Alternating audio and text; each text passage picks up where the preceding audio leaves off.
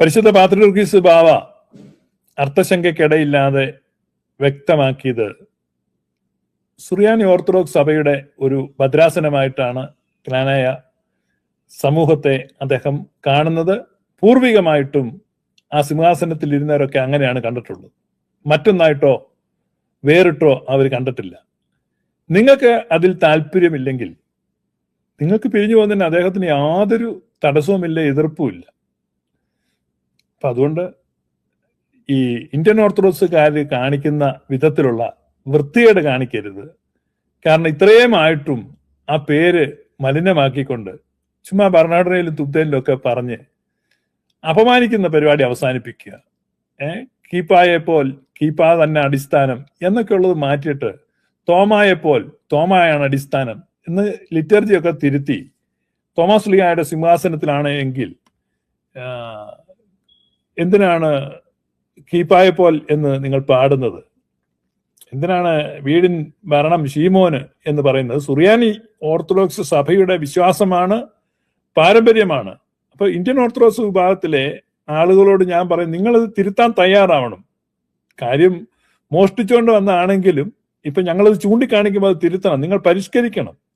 അങ്ങനെ പരിഷ്കരിച്ചിട്ട് നിങ്ങൾ അത് തോമയാണ് അടിസ്ഥാനം, വീടിൻ ഭരണം തോമായിക്കും, അങ്ങനെ നിങ്ങൾക്ക് പാടാമല്ലോ. അങ്ങനെ പാടുന്ന എന്നാ കുഴപ്പം? കീപ്പ പോലാണ് ഈ പിതാവ് വരുന്നതെന്ന് നിങ്ങൾ പറയരുത്, നിങ്ങൾ തോമാ പോലെന്ന് പറയുക. അപ്പൊ അതുപോലെ വ്യത്യാസം വരുത്തുക. ചിങ്ങവനത്ത് ഉള്ള ആള് ഇപ്പൊ താനാണോ ഇത് തീരുമാനിക്കുന്നത് ചോദിക്കും. ഞാൻ തന്നെയാണ് തീരുമാനിക്കുന്നത്. കാരണം ഇത് കോമൺ സെൻസ് ആണ്. ഞാൻ പറഞ്ഞല്ലോ, ഇതിന് പ്രത്യേകിച്ച് ITC പഠിക്കേണ്ട കാര്യമൊന്നുമില്ല, പോളിടെക്നിക്ക് പഠിക്കേണ്ട ആവശ്യമില്ല. ഇത് കോമൺ സെൻസ് അല്ലേ? നമുക്കറിയത്തില്ലേ നിങ്ങൾ ഈ ചെയ്യുന്നത് തെറ്റല്ലേ? നിങ്ങൾ സുറിയാനി ഓർത്തഡോക്സ് സഭയുടെ ഭാഗമാണോ? അല്ലയോ? ആണ്. പക്ഷെ ഞങ്ങൾ ആ പാത്രിക്കീസിനെ അംഗീകരിക്കുകയല്ല. ഇപ്പൊ ഇന്ത്യൻ ഓർത്തഡോക്സ് വിഭാഗവുമായിട്ട് ഒരു സഖ്യം ഉണ്ടാക്കുന്നത് തെറ്റൊന്നുമല്ല. ജനാധിപത്യപരമായിട്ട് എന്താ തെറ്റ്? ജനാധിപത്യ രാജ്യത്ത് തെറ്റൊന്നുമില്ല. പക്ഷെ ഇത് നമ്മൾ പരസ്യമായിട്ട് പറയുകയാണ്. പക്ഷെ പരസ്യമായിട്ട് പറയുമ്പോൾ അതിനകത്തൊരു മൂടി വെക്കുകയാണ്. അത് ഞാൻ പറഞ്ഞല്ലോ, ഓൾഡ് ഫാഷൻ കാമുകനാണ്. അത് മാറ്റിയിട്ട് ഒരു ന്യൂ ജനറേഷൻ കാമുകനാകുക. ഡയർ ടു സേ, ധൈര്യമായിട്ട് പറയുക, ഞങ്ങൾ ഇങ്ങനെയാണ്, ഞങ്ങൾ ഇനി ചങ്ങാത്തത്തിലാണ്. അപ്പൊ അതിലേക്ക് ചേരുക. അതിനകത്ത് എന്താ തെറ്റ്? ഒരു തെറ്റുമില്ല. പക്ഷെ തെറ്റെന്താണെന്ന് ചോദിച്ചാൽ, ഞാൻ എന്തുകൊണ്ടാണ് ഇപ്പം നമ്മുടെ വളരെ പ്രിയപ്പെട്ട ഒരു അച്ചായൻ ഇപ്പൊ എനിക്ക് മെസ്സേജ് അയച്ചു, ഇത് നിർത്തരുതോ പാസ്റ്ററെ? നിർത്താം, പക്ഷെ ഇത് ഈ വൃത്തികേട് നിങ്ങൾ നിർത്തണം. കാരണം ഇത് ഈ നമ്മൾ പരിശുദ്ധ അന്ത്യോക്യ സിംഹാസനത്തോട് ചേർന്നാ നിൽക്കുന്നത്, പാത്രിക്കീസ് ബാവയുടെ കൂടെ നിൽക്കുന്നത്. പക്ഷെ ആ പാത്രിക്കീസിനെ ഞങ്ങൾ അംഗീകരിക്കില്ല. അത് ഏത് രീതിയാണ്? അത് അനുസരണക്കേടും അച്ചടക്കമില്ലായ്മയാണ്.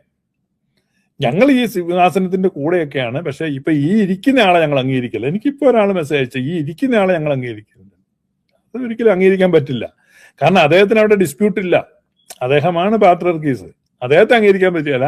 ഞങ്ങൾക്ക് ആ സിംഹാസനത്തെ അംഗീകരിക്കാൻ പറ്റും. ആ പേര് ഞങ്ങൾക്ക് വേണം, പക്ഷെ ആളെ ഞങ്ങൾക്ക് വേണ്ട. അങ്ങനെ നിങ്ങൾക്ക് പേരൊന്നും കൊണ്ടുപോകാൻ പറ്റില്ല.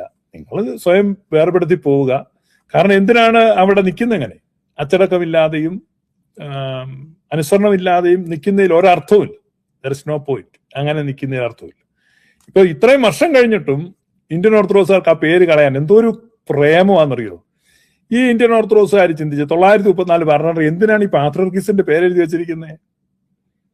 എന്ന് പറഞ്ഞാൽ പാത്രിയർക്കീസിന്റെ പേരെടുത്ത് മാറ്റുന്ന നിമിഷം ഇന്ത്യൻ ഓർത്തഡോക്സുകാരുടെ ഇത്രയും വർഷം കഴിഞ്ഞെങ്കിലും അവരുടെ മുഴുവൻ പള്ളി നഷ്ടപ്പെടും. ഇതാണ് യാഥാർത്ഥ്യം. നിയമോപദേശം അവർക്ക് കിട്ടിയിട്ടുണ്ട്, പുറത്തു നിൽക്കുന്നവർക്ക് അറിയത്തില്ല. ഞാൻ പറയാം, യാക്കോബക്കാർക്ക് ആ ബോധമില്ല. ഈ സഭ പാത്രിയർക്കീസിന്റെ സഭയാണ്. സഭ പാത്രിയർക്കീസിന്റെ ആണ്. പാത്രിയർക്കീസ് ആക്കുന്ന മെത്രാന്മാര് ഈ സഭയെ നോക്കുന്നു എന്നേ ഉള്ളൂ.